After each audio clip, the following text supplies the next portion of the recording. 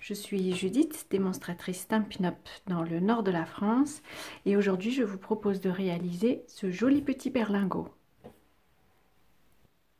Alors pour réaliser ce berlingot, nous allons utiliser les poinçons Framelits petites friandises, ça va rendre l'opération toute simple. Et donc dans ce lot, j'en ai pris la partie principale et puis j'ai choisi de faire un haut arrondi. Alors le principe est très simple, il s'agit tout simplement de rentrer on va dire la prise mâle dans la prise femelle, les encoches les unes dans les autres pour le positionner et terminer la forme. Alors le petit truc que j'ai découvert, on va dire, avec la pratique, c'est que en fait le poinçon passera plus facilement dans la machine s'il est légèrement en biais. Donc je le place un peu comme ça. Comme de toute façon le papier que j'ai utilisé n'a pas vraiment de sens, ça ne sera pas très grave. Et donc ensuite je peux le passer dans la Big Shot. Comme souvent je fais un aller-retour. Et puis j'ai aussi remarqué avec ce poinçon là qu'un passage dans l'autre sens ne lui fait pas de mal.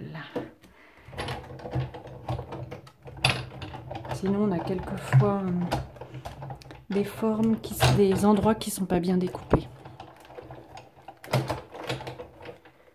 Voilà. Je vérifie. Oui, c'est tout bon. La partie est bien sortie. Donc, vous voyez avec la forme du poinçon qu'en fait, le poinçon a aussi marqué les plis qui seront nécessaires au montage du berlingot. Alors j'ai un peu zoomé pour que vous puissiez bien voir, du moins je l'espère, la partie suivante. Alors maintenant nous allons pouvoir placer les adhésifs aux endroits nécessaires.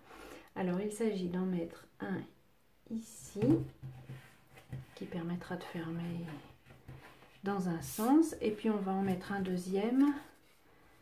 Alors là, la marque qui a été faite par le poinçon est ici. Et donc on va en mettre jusqu'à à peu près cet endroit-ci. Donc on va dire à peu près sur la moitié. Alors ça, comme c'est une forme de berlingot, les plis sont décalés entre le haut et le bas. Voilà. Alors pour que le pli se fasse à peu près facilement et que la boîte se forme, en fait j'utilise mon plioir et puis on va dire que je casse les fibres pour arrondir un peu le papier. C'est surtout ça. Lui donner déjà la forme qu'il devra adopter. Et pour la suite, autre petit truc que j'aime utiliser avec cet adhésif-ci, c'est qu'en fait j'en décolle seulement une partie et puis je laisse une languette sur le côté. Parce que comme c'est un adhésif qui adhère quand même assez rapidement, ça me permet d'avoir un peu de temps pour positionner la boîte. Et donc là, comme elle est bien positionnée comme j'ai envie qu'elle soit, je peux appuyer le haut, puisque là j'ai enlevé la bande, bien glisser pour que toute la partie soit bien posée. Et ensuite, j'ai plus qu'à tirer la languette petit à petit, au fur et à mesure que je fais prendre l'adhésif. Donc voilà le début de la boîte. Les plis du haut se trouvent ici. Et puis pour la fin, je n'ai plus qu'à attraper la languette qui est à l'intérieur. Alors petite astuce aussi que j'ai constaté avec les boîtes précédentes, c'est que cet adhésif est quand même un peu moins fort. J'attrape mes points de colle, il est quand même un peu moins fort qu'un point de colle et du coup j'ajoute aussi un point de colle, un mini point de colle, parce que je trouve qu'il est particulièrement résistant. Donc je le mets à peu près au milieu et il va aider la boîte à tenir. Ceci dit, vous allez le voir après, j'ai aussi une autre astuce. Et donc là, il n'y a plus qu'à pincer dans l'autre sens. Vous voyez qu'ici, on a pincé dans ce sens-ci. En bas, on pince dans l'autre sens. Voilà, et on fait prendre l'adhésif. Et la base de la boîte est terminée. Pour y rajouter une petite décoration et aussi pour consolider le bas de la boîte. Comme je vous disais, cet adhésif-là me semblait... En fait, j'ai réalisé la boîte et le lendemain matin, j'ai découvert qu'elle s'était rouverte. Et puis parce que je l'ai vue, j'ai vu cette décoration faite par une démonstratrice anglaise et je trouvais que c'était très joli. Du coup, je rajoute une bande en bas. Alors, je vais vous montrer comment réaliser cette petite bande. Alors, pour réaliser la bande de décoration, il nous faut un papier qui mesurera 7,5 cm de large. Et en fait, il va être très étroit. Mais comme on a un pli à faire entre deux, je ne le découpe pas tout de suite. Je fais le pli d'abord. Alors, le premier pli va être à faire à 0,8 cm. Et ensuite, on va couper à 1,6 cm. Donc, vous voyez, c'est quand même plus facile de faire le pli. Si je devais faire le pli sur cette toute petite languette, ce serait particulièrement compliqué. Donc, je redépose la planche de marquage. Je plie selon la marque que j'ai faite. Et puis, je découpe, on va dire, un demi-centimètre de chaque côté. Et en fait, j'ai choisi de ne pas marquer les plis autrement que directement sur la boîte parce que ça va se jouer à quelques tout petits bouts de millimètres et que le mieux, je trouve, dans ces cas-là, c'est de marquer directement sur la boîte. Donc, je prends un des onglets que j'ai découpé pour le plier autour de la boîte parce que je trouve que ça fera une plus jolie finition. Et comme d'habitude, autour de ces languettes, on coupe un peu en angle pour que ça ne dépasse pas et que ça fasse une jolie finition. Comme d'habitude, vous commencez à connaître mes petites manies. Et donc maintenant, nous n'avons plus qu'à encoller, ce que je vais faire tout de suite. Donc, je prends comme d'habitude ma colle liquide pour qu'elle puisse me laisser un peu de temps. Et en fait, juste avant qu'il soit sur la boîte, je vais pré-découper.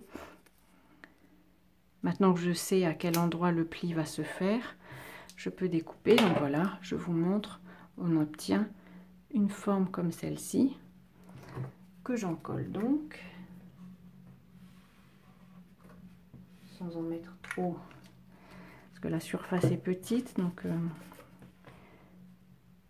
on va éviter de s'en mettre plein les doigts. Et donc on commence par coller la partie qui a des languettes, que donc on replie bien évidemment, et tout de suite aussi on peut replier cette partie. Donc il suffit de maintenir quelques secondes comme d'habitude, et puis vous voyez, je trouve que ça fait une jolie finition. Ici j'ai choisi Brune Dune, c'est un papier, voilà, c'est la couleur qui se trouve à l'intérieur. Ça fait une jolie finition et ça aide à maintenir le bas de la boîte bien fermé. Et puis pour terminer, je vais faire comme pour cette boîte-ci, un petit message. Donc je vous retrouve dans quelques minutes, le temps de rassembler mes affaires pour vous montrer ça. Alors pour réaliser les étiquettes, plusieurs options s'offrent à nous en termes de tampons. J'aurais pu utiliser le set de tampons qui est associé au lot de poinçons qui s'appelle Treat Time. L'inconvénient, c'est que les tampons sont en anglais. Les textes sont en anglais et les personnes à qui je vais offrir ce petit berlingot, bon, j'ai envie de leur offrir le texte plutôt en français. Elles parlent anglais, hein, elles comprendraient, mais bon, je préférerais leur offrir un tampon en français. Et alors pour cela, du coup, j'ai choisi d'utiliser les tampons qui se trouvent avec le lot étiquette mignonne. Donc vous savez, c'est le lot qui est vendu aussi avec des mini tampons encreurs. Et puis la perforatrice surtout, que j'aime beaucoup et sur laquelle j'ai immédiatement craqué. En couleur, j'ai choisi d'utiliser une couleur assortie à notre boîte. Et donc c'est macaron à la menthe, excusez-moi. Et donc je vais ancrer, tamponner un peu sur le coin. Alors je trouve que ces nouveaux tampons, j'en suis un peu tombée amoureuse. Ils sont efficaces tout de suite, ils ne bavent pas. Les anciens tampons, il faut avouer qu'au début, quelquefois, ça leur arrivait de baver. Là, c'est plus le cas. Et vraiment, j'en suis ravie. Et donc, je vais peut-être pas vous remontrer avec la Big Shot, mais je vais rapidement découper cette jolie phrase avec le poinçon approprié. Alors, je vous retrouve avec mon étiquette terminée. Cette étiquette, comme la forme de la boîte est un peu arrondie, pour la coller, je vais y mettre des Stampin' Dimensionals. Alors, vous aurez peut-être vu sur la vidéo, j'ai fait une erreur quand j'ai découpé. Je trouvais qu'il n'était pas assez bien centré, mais ce qui est magique avec le papier, c'est qu'il a deux côtés. Donc, je vais retamponner de l'autre côté pour être plus satisfaite du résultat. Je ne lésine pas sur les Dimensionals parce que la forme de la boîte est arrondie et que je veux être sûre qu'ils tiennent bien, qu'ils ne se décollent pas. Et donc, j'enlève le dos des mousses 3D. Je ne sais plus, voilà. Je ne savais plus quel côté j'avais déjà enlevé. Et donc, je n'ai plus qu'à le positionner, peut-être un peu en biais, comme ceci. Parce que du coup, si on le souhaite, on peut fermer la boîte. Donc, il faut bien la maintenir fermement pour que le pli se fasse naturellement le long du haut de la boîte. Et vous voyez qu'il est légèrement en dessous, c'est parfait. Ma boîte va tenir fermée si je le souhaite. Voilà, c'est une autre édition de ce joli berlingot qui me rappelle les berlingots de lait concentré sucré que j'adorais quand j'étais petite.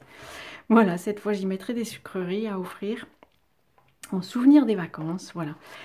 J'espère que cette idée vous aura donné envie de faire vos propres berlingots. Si c'est le cas, envoyez-moi vos photos.